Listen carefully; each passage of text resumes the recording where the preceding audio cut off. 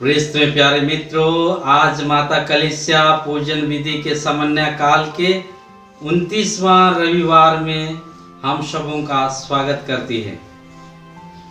आज हम माता कलीसिया के 3 दैविक सद्गुणों में से एक सद्गुण जो प्रेम से उत्पन्न होता है वह सेवा का गुण है, उस पर हम मनन चिंतन करेंगे। सेवा भाव प्रेम से उत्पन्न होता है।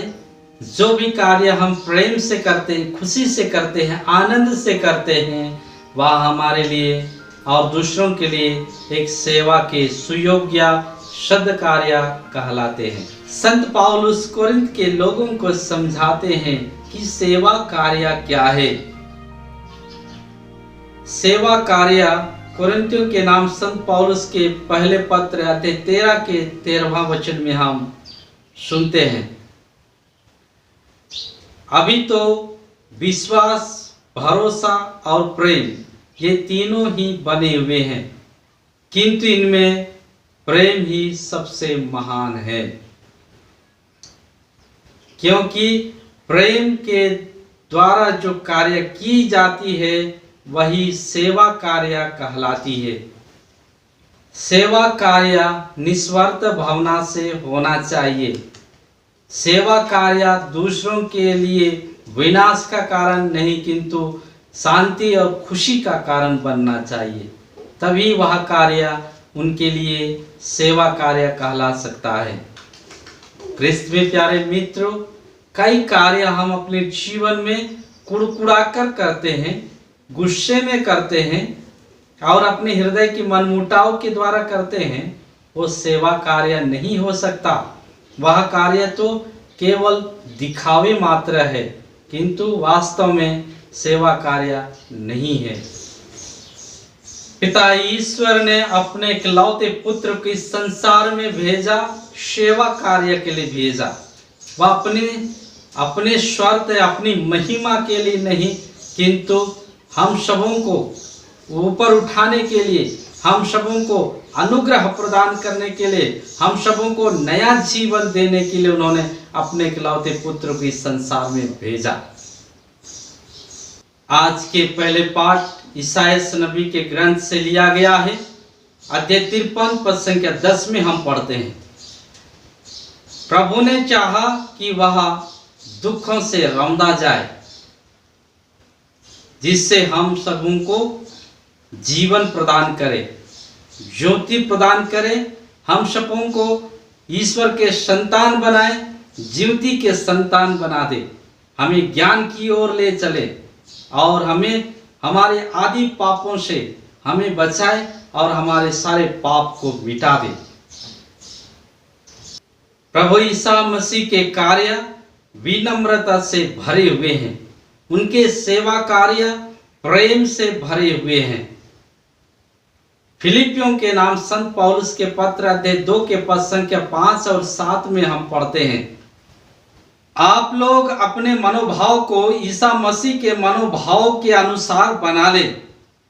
वह वास्तव में ईश्वर थे और उनको पूरा अधिकार था कि वह ईश्वर की बराबरी करें। फिर भी उन्होंने दास का रूप धारण कर तथा मनुष्यों के समान बनकर अपने को दीनहीन बना लिया। आज हम जब सेवा कार्य करना चाहते हैं तो हमारे मनोभाव भी ईसा मसीह की मनोभाव के समान होना बहुत जरूरी है। क्रिस्त में प्यारे मित्रों, यदि आज हम सेवा कार्य करना चाहते हैं तो हम ईसा मसीह के मनोभाव को धारण करें। इस संसार की मनोभावनाओं को त्याग कर प्रभु ईसा मसीह की मनोभावनाओं को हम अपने जीवन में धारण करें। उनकी मनोभाव प्रेम से भरे हुए हैं, उनकी मनोभाव दया से भरे हुए हैं, उनकी मनोभाव सद्गुणों से भरे हुए हैं। यदि हम उनके मनोभाव अपने जीवन में अपनाकर सेवा कार्य करेंगे तो हमारे सेवा कार्य सबों को अच्छी लगेगी और यह पवित्र लगेगी और ये दूसरों को प्रेरणादायक बन जाएगी। प्रिय मित्रों, आज के सुसमाचार में हम सुनते हैं मार्कुस रचित सुसमाचार अध्याय 10 पद संख्या 35 से 45 में हमने सुना, जबीदी के दो पुत्र याकूब और यूहन्ना प्रभु के पास में आकर अनुनय विनय करते हैं कि प्रभु ने उनके बाएं और दाएं बैठने की अनुमति दे। वे लोग नहीं जानते थे कि वे लोग प्रभु से क्या मांग रहे हैं। प्रभु ने समझाते हैं, जो तुम लोगों में बड़ा होना चाहता है वह तुम्हारा सेवक बने, और जो तुम में प्रधान होना चाहता है वह सबका दास बने। क्योंकि मानव पुत्र भी अपनी सेवा कराने नहीं बल्कि सेवा करने और बहुतों के उद्धार के लिए अपने प्राण देने आया है। प्यारे मित्रों, प्रभु ईश्वर इस संसार में सेवा कराने नहीं किंतु सेवा करने के लिए इस संसार में आए। आज हर एक कैथोलिक भाइयों बहनों को प्रभु ईश्वर के मनोभाव का अपनाना चाहिए, सेवा कार्य के मनोभाव का अपनाना चाहिए, दूसरों के लिए जीना चाहिए, दूसरों के लिए सहयोगी बनना चाहिए, दूसरों के लिए मददगार बनना चाहिए, दूसरों के लिए परोपकार करने वाला व्यक्ति होना चाहिए। यही हमारे कैथोलिक विश्वास का एक गुण है, जो 3 महत्वपूर्ण गुणों में से एक महत्वपूर्ण गुण है। इसी प्रकार से आज मैं आप सबों को इन वचनों के माध्यम से मैं आप सबों के लिए प्रार्थना करता हूँ।